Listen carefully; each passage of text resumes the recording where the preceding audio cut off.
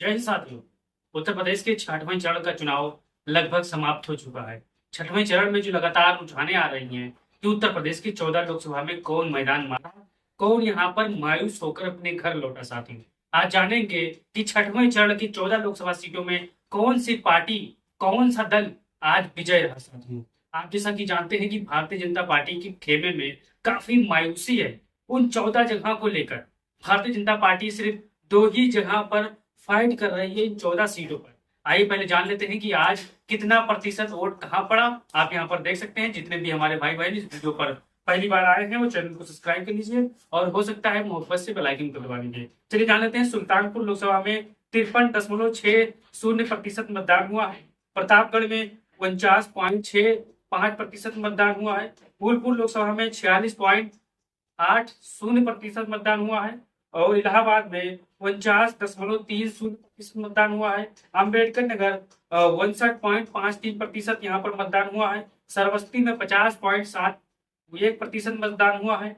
डुमरियागंज में 50.62% मतदान हुआ है। संत कबीर नगर में 51.11% मतदान हुआ है और लालगंज में 52.86% यहाँ पर मतदान हुआ। साथियों, आजमगढ़ की बात करें 54.20% मतदान हुआ है।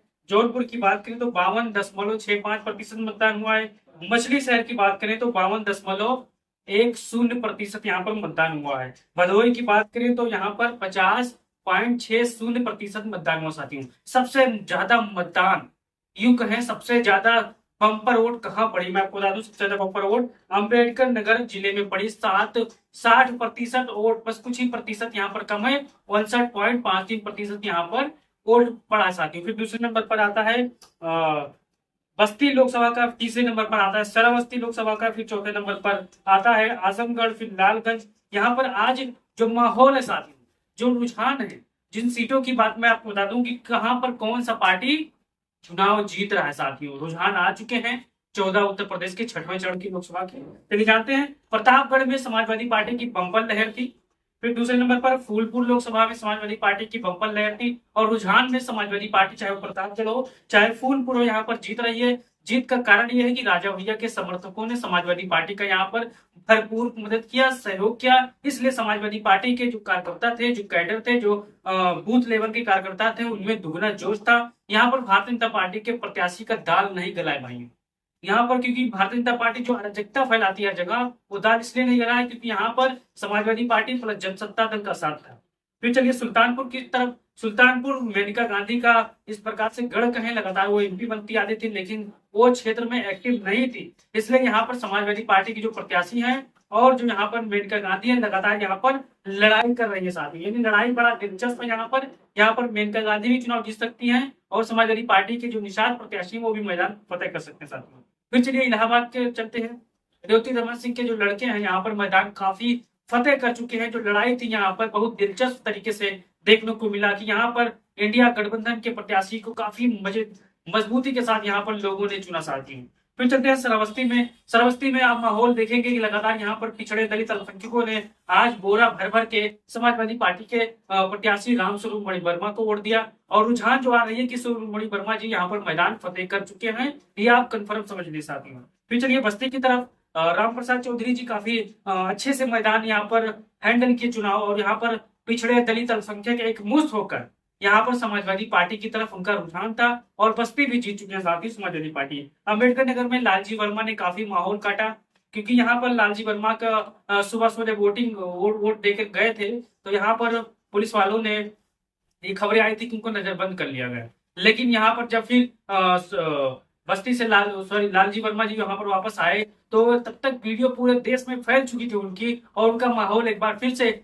बस्ती लोकसभा में बन चुका है। साथियों, जहां 50,000 से जीत रहे थे वहां आप वोटों की संख्या 1 लाख हो चुकी है। आप भी अगर अम्बेडकर नगर के होंगे तो आपको पता होगा लालजी वर्मा क्या चीज है, क्या हैसियत है उनकी उस लोकसभा में। साथियों, फिर चलिए डुमरियागंज की तरफ चलते हैं। डुमरियागंज से इस बार समाजवादी पार्टी ने बहुत ही मजेदार काम किया। साथियों, इस बार भारतीय जनता पार्टी के जो प्रत्याशी हैं जगदीप पाल, उनको हराने का काम करने जा रही है समाजवादी पार्टी के पीडीए के समर्थित प्रत्याशी। साथियों, फिर चलते हैं संत कबीर नगर में भी यही हाल है। भारतीय जनता पार्टी और गठबंधन के जो प्रत्याशी हैं परवीन निषाद वो मैदान हार चुके हैं साथियों। उन्होंने बोरा डंडा बिस्तरा सब रख दिया है, क्योंकि यहाँ पर जो रुझान आ रही है, अभी के रुझान है कि यहाँ पर बड़ी मजबूती के साथ समाजवादी पार्टी इंडिया गठबंधन मैदान फतेह कर चुकी है साथियों। फिर चलते हैं लालगंज। लालगंज आजमगढ़ से सटा हुआ इलाका है, आजमगढ़ का जिले का ही एक लोकसभा क्षेत्र है, और यहाँ पर लालगंज में दरोगा प्रसाद समाजवादी पार्टी के प्रत्याशी हैं और ये मैदान जीत चुके हैं। ये किसी को शक सुबह होना नहीं चाहिए। जो अंधभक्त होंगे, जो अब की बार 80 पार कह रहे थे, इस बार वो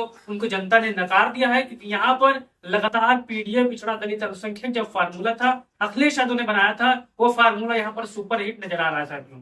फिर शुरुआत करते हैं जौनपुर की। जौनपुर में 2 सीटें आती है, एक मछली शहर आती है, एक जौनपुर की सुरक्षित सीट आती है। तो यहाँ पर दोनों सीट लगातार समाजवादी पार्टी जीतने में कामयाब हो गई थी साथियों। कयास ये लगाया जा रहा था कि यादव मतदाता बसपा के साथ चले गए, लेकिन ऐसा कुछ नहीं हुआ।